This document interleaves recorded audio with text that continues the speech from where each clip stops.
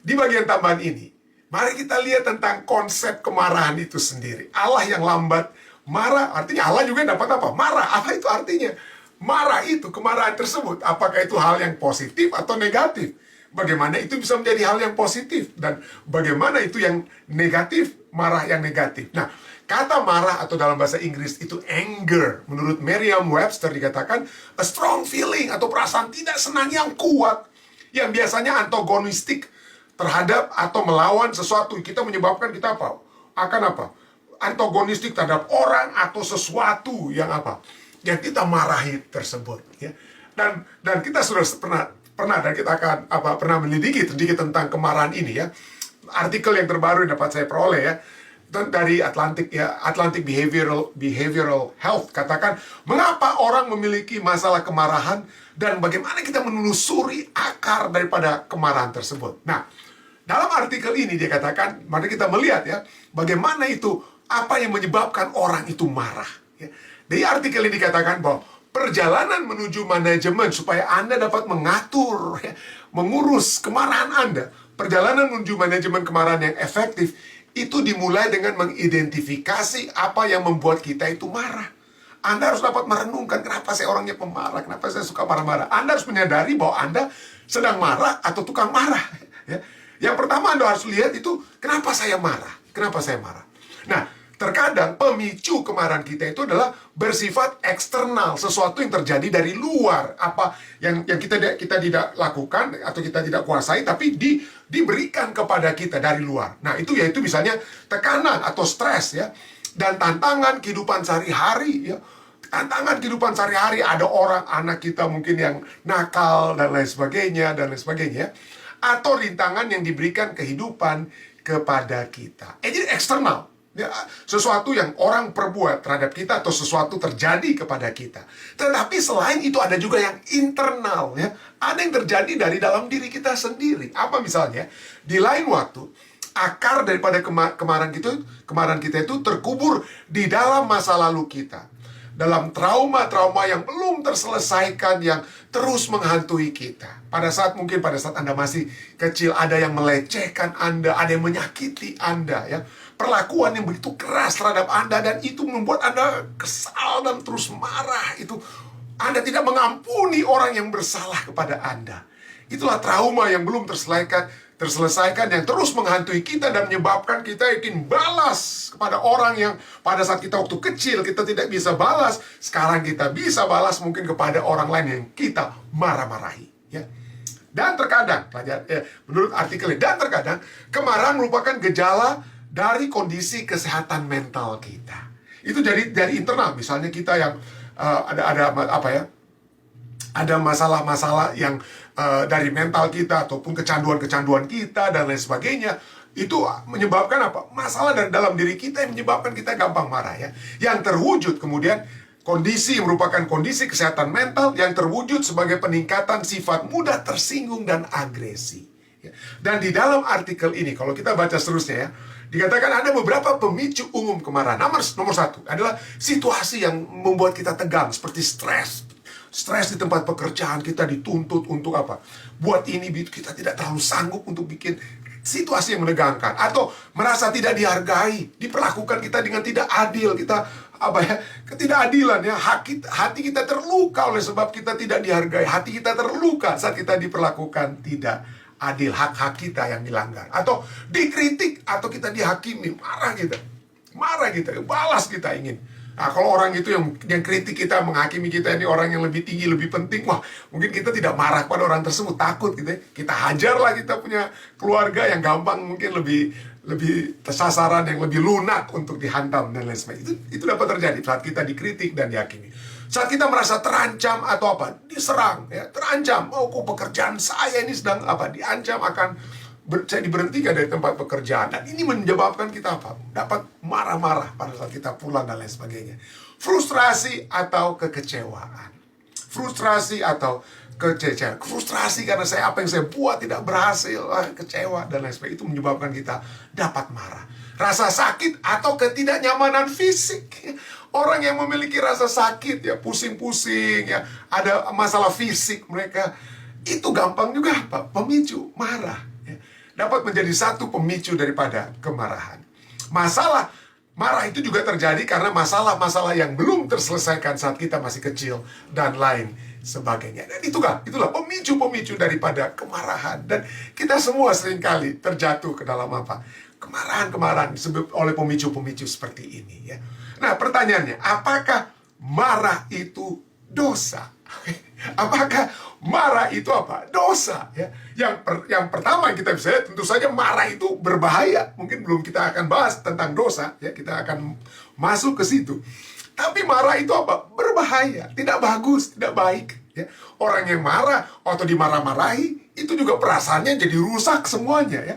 Nah, ada yang katakan bahwa anger atau kemarahan, anger is one letter short. Kemarahan adalah satu huruf yang terkurang. Ada satu huruf yang terkurang dari kata apa? Danger. Jadi kalau Anda lihat kata bahasa Inggris danger yang artinya bahaya, racun itu kan bahaya ya.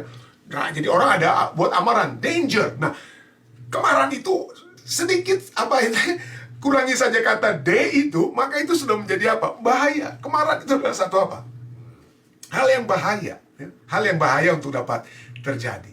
Alkitab menyatakan kita jangan cepat marah. Pertama, bukan hanya bahayanya, tapi karena kita dianggap sebagai orang bodoh kalau kita tukang marah ya. Pengkhotbah 7 ayat 9 seringkali katakan, Pengkhotbah 7 ayat 9 katakan, jangan lekas-lekas marah dalam hati, karena amarah menetap dalam dada orang bodoh ya. Saya tahu waktu masih SD, SMP, SMA, ada teman-teman saya, kamu nggak tahu nih, saya ini dari suku ini, dia bilang ya. Saya ini orangnya garang, orangnya marah ya.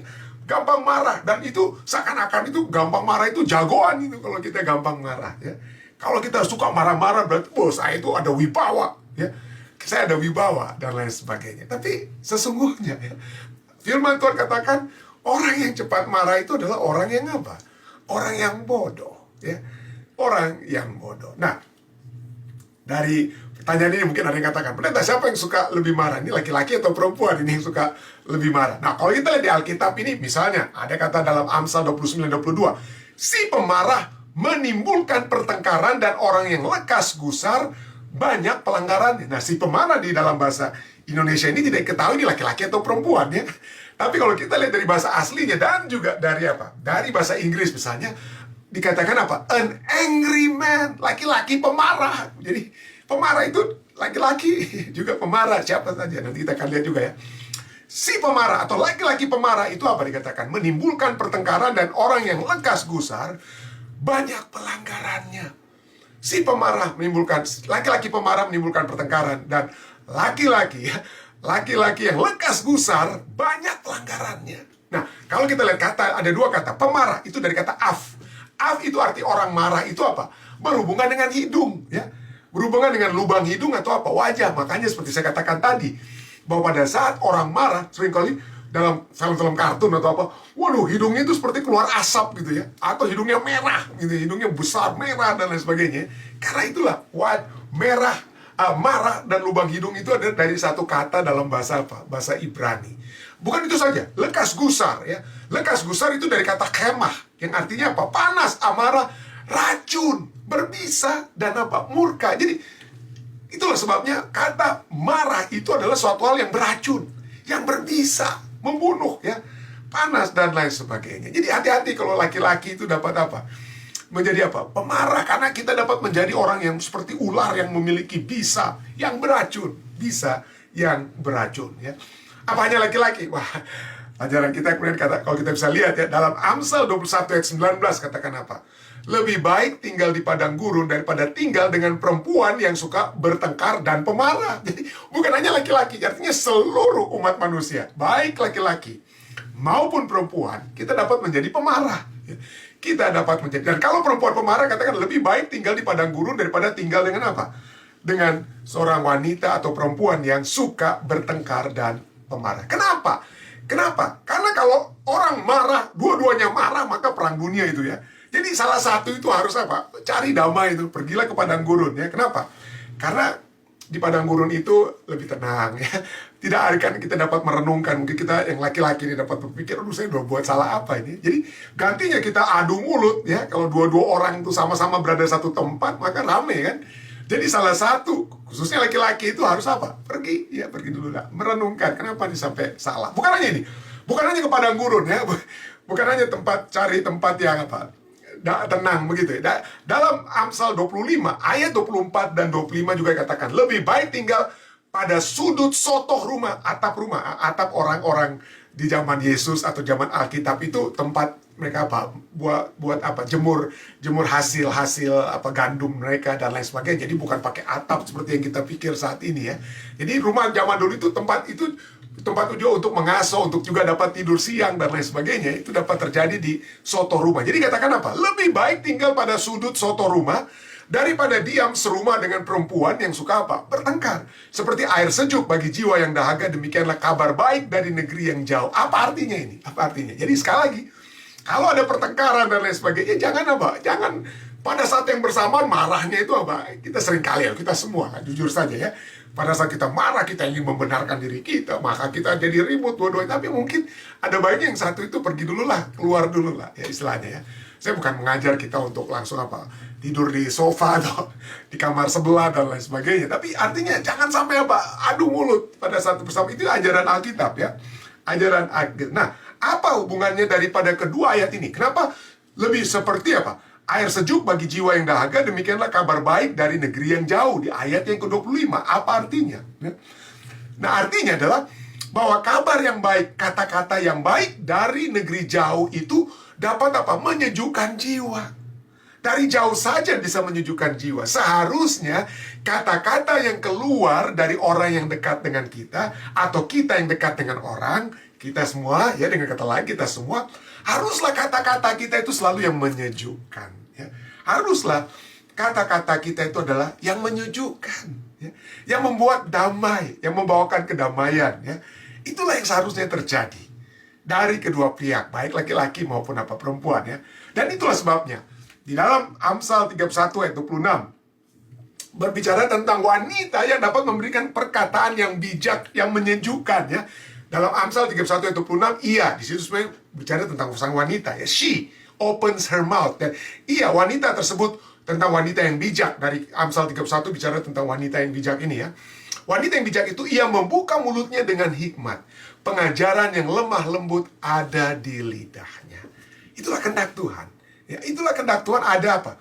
Hal yang lemah lembut yang seharusnya keluar dari dalam lidah kita. Kenapa? Kalau pertengkaran itu pada saat yang bersamaan marah, pada saat yang bersamaan tidak ada yang mengalah sedikit untuk dapat keluar sedikit dari kepanasan atau keracunan yang sedang terjadi, maka itu bahaya ya. Tidak heran seorang yang menyatakan bahwa kita diingatkan bahwa amarah tidak menyelesaikan apapun, amarah tidak membangun apapun, tidak, tetapi dapat menghancurkan segalanya. Jadi poin pertama yang kita lihat sini bahwa amarah itu tidak baik. Ya. Marah-marah itu tidak baik. Okay. Pertanyaan berikutnya, apakah marah itu sendiri yang tidak baik itu dosa? Okay. Apakah kembali marah itu adalah apa? Dosa. Ingat definisi tadi daripada dosa itu adalah kita itu marah kepada apa? Sesuatu. Ya, kepada sesuatu. Nanti kita akan lihat kembali ya. Tapi apakah marah itu dosa? Alkitab katakan dalam Mazmur 4 ayat 5, biarlah kamu marah, tetapi jangan berbuat dosa. Jadi boleh kita marah yang tidak berdosa. Bagaimana caranya? Ya? Yang bagaimana marah yang tidak berdosa? Inilah. Kemudian dikatakan, berkata-katalah dalam hatimu di tempat tidurmu, tetapi tetaplah diam. Jadi ada marah yang dapat terjadi tanpa harus menghancurkan orang lain dengan kata-kata kita. Seringkali kita manusia kalau kita sedang marah, maka kita menggunakan kata-kata itu untuk membunuh orang lain. Ya. Dengan serangan demi serangan yang kita katakan, yang mungkin kita hanya sekedar pada saat kita marah itu kita lepaskan, tapi yang menerima perkataan tersebut akan ingat seumur hidup, saudara. Dia akan ingat seumur hidup. Semua perbuatan baik kita, semua perbuatan baik Anda itu tidak ada artinya pada saat satu kata keluar dari mulut kita yang menyakiti orang tersebut, yang menyebabkan dia akan ingat. Jadi hati-hati dengan perkataan kita kalau kita marah. Jangan sampai itu menjadi satu hal yang berdosa. Ya, perkataan yang kita keluar itu. Hati-hati. Berikutnya apalagi standar untuk marah yang tidak berdosa. Nah, ini dia. Efesus 4 ayat 26. Rasul Paulus katakan kemudian ya, Ada batas daripada kemarahan, ada batas waktu dari kemarahan, ya. Itu apa batas waktunya? Efesus 4 ayat 26 katakan, apabila kamu menjadi marah, janganlah kamu berbuat dosa. Kembali, kalimat sama dari Mazmur 4 ayat 5 itu dikatakan di dalam Efesus 4 ayat 26. Apabila kamu menjadi marah, janganlah kamu berbuat apa? Dosa. Bagaimana caranya? Janganlah matahari terbenam sebelum padam amarahmu. Jadi selesaikan, ya. Pikirkan dan biarkan. Nah, kembali. Bagaimana kita mengetahui marah yang oke dan marah yang tidak oke? Marah yang positif, marah yang negatif, ya. Dikatakan, ya, kemarahan itu adalah perasaan tidak senang yang kuat, yang antagonistik, yang melawan terhadap sesuatu. Entah itu orang atau apa, sesuatu. Jadi, mari kita lihat bahwa marah itu terhadap apa? Sesuatu. Sesuatu itulah yang membuat kemarahan kita itu benar atau tidak benar. Jadi, mari kita lihat sekarang. Pada saat saya marah ini, ya, apa istilahnya, apa yang menjadi sumber atau apa, ya, apa pusat kemarahan kita itu apa? Ya, pusat kemarahan kita itu apa? Karena harga diri saya yang seperti pemicu-pemicu tadi kita sudah bahas, ya. Apakah harga diri saya? Apakah masa lalu saya yang belum terselesaikan? Kemarahan dari masa lalu saya? Apakah karena ada stres di tempat pekerjaan dan lain sebagainya, makanya saya marah? Apa yang penyebab? Sesuatu apa yang kita marahi? Dengan kata lain, sesuatu apa yang kita marahi? Nah, kita lihat di inilah membedakan antara kemarahan ilahi dan kemarahan manusia, ya. Kenapa? Mari kita lihat loh. Amarah Allah itu berbeda dengan amarah manusia. Allah kan maha suci, Allah kan maha benar, ya, yang tidak menerima dosa. Jadi pada saat dia marah terhadap sesuatu itu adalah dosa. Yang sesuatu itu adalah dosa. Allah itu marah pada dosa. Apakah ia berdosa saat ia marah terhadap dosa? Tentu saja tidak, ya. Marah terhadap dosa artinya ia menginginkan kehancuran daripada dosa. Dan kalau dosa itu hancur, dengan kata lain, maka itulah marah yang benar, ya. Marah yang tidak berdosa. Marah yang benar, marah yang tidak berdosa, atau marah yang benar. Itulah sebabnya di sini dibedakan dalam Yakobus 1 ayat 20, katakan apa? Sebab amarah manusia tidak mengerjakan kebenaran di hadapan Allah, ya. Amarah manusia itu tidak benar. Kenapa? Karena yang dia marahi itu adalah apa? Orang-orang yang mungkin telah menyinggung hatinya dan lain sebagainya, yang mengurangi kesenangannya, masa depannya dan lain sebagainya, hati yang hancur dan lain sebagainya pada saat kita. Tapi itulah kemarahan manusia. Tapi itu tidak mengerjakan kebenaran di hadapan apa? Di hadapan Allah. Kenapa? Karena kebenaran Allah itu adalah apa? Amarah Allah itu adalah menghasilkan kebenaran. Dosa itulah yang dimarahi oleh apa? Dosa itulah yang dimarahi oleh Tuhan. Baik, mari kita terus lihat. Apa penyebab kemarahan itu? Penyebab kemarahan Allah nomor satu yang kita sudah lihat ini, yang poin utama maksud saya adalah Allah marah terhadap apa? Dosa. Dan dia tidak ingin dosa itu terus apa, ya, menjadi masalah bagi manusia. Bagaimana dengan manusia? Kenapa manusia marah? Apa penyebab kemarahan manusia yang tidak benar? Yakobus 4 ayat 1 dan 2 katakan, dari manakah datangnya sengketa dan pertengkaran di antara kamu? Bukankah datangnya dari hawa nafsumu yang saling berjuang dalam tubuhmu? Kamu mengingini sesuatu, tetapi kamu tidak memperolehnya. Lalu kamu membunuh. Kamu iri hati, tetapi kamu tidak mencapai tujuanmu. Yang ingin memiliki sesuatu yang dimiliki oleh orang lain, tapi kamu tidak mencapai tujuanmu. Lalu kamu bertengkar dan kamu apa? Berkelahi. Kamu tidak memperoleh apa-apa karena kamu tidak berdoa. Nah, pada saat Mazmur berkata tadi kita sudah baca Mazmur 4 ayat 5, kalau kamu marah jangan sampai berdosa. Kalau Anda baca sebelumnya dalam Mazmur 4 itu, kenapa tidak berdosa? Karena dia tidak marah, karena dia percaya kepada Tuhan. Dia percaya kepada Tuhan. Dia tidak perlu marah kepada sesama, karena dia percaya Tuhan yang akan balas, Tuhan dan lain sebagainya. Tapi manusia ini beda. Yang tidak percaya kepada Tuhan ini dia ingin apa? Bertengkar karena apa? Hawa nafsu kita. Hawa nafsu kita. Dan akibatnya, kita dikatakan apa? Kamu tidak memperoleh apa-apa, tidak menghasilkan apa-apa, karena kamu tidak berdoa, tidak menyerahkan masalah kamu itu kepada Tuhan. Jadi, amarah manusia adalah hawa nafsu. Adanya kepentingan diri dan kesombongan. Kepentingan diri. Ya, kita marah kenapa kita tidak bisa seperti yang dimiliki oleh orang lain, dan lain sebagainya, dan lain sebagainya. Kita mengingini sesuatu tidak kita capai, kita marah. Kita marah, ya. Nah, kalau kita lihat, coba kita lihat ya. Ini Yakobus ini sedang merujuk kepada satu peristiwa di kitab Perjanjian Lama, peristiwa yang terkenal di Perjanjian Lama oleh sebab hawa nafsu yang menyebabkan ada yang bertengkar, ya ada yang berkelahi dengan yang lain, dan ada yang apa? Ada yang apa? Ada yang terbunuh. Ya, apa di sini ya? Seseorang yang mengingini sesuatu, lalu dia tidak memperoleh yang diingini olehnya, orang lain memperoleh yang tidak dia peroleh, lalu akhirnya apa? Dia membunuh. Apa itu? Tidak lain tidak bukan apa yang terjadi dalam kitab Kejadian 4 ayat 6 dan 7. Firman Tuhan kepada Kain, mengapa hatimu panas? Bahasa Inggrisnya, why are you angry? Mengapa hatimu panas dan mukamu muram? Apakah mukamu tidak akan berseri jika engkau berbuat baik? Tetapi jika engkau tidak berbuat baik, dosa sudah mengintip di depan pintu. Ia sangat menggoda engkau. Tetapi engkau harus berkuasa atasnya. Ya. Jadi disinilah kita melihat bahwa kita dapat marah, tapi tidak berdosa. Bagaimana caranya? Kalau kita terus bergantung kepada Tuhan. Dan kita mengintrospeksi diri kita, kenapa kita ini apa? Marah. Ya. Dan kalau kita marah itu, apakah itu sesuatu yang memberikan sesuatu hal yang baik? Marahnya Allah adalah untuk sesuatu yang apa ya?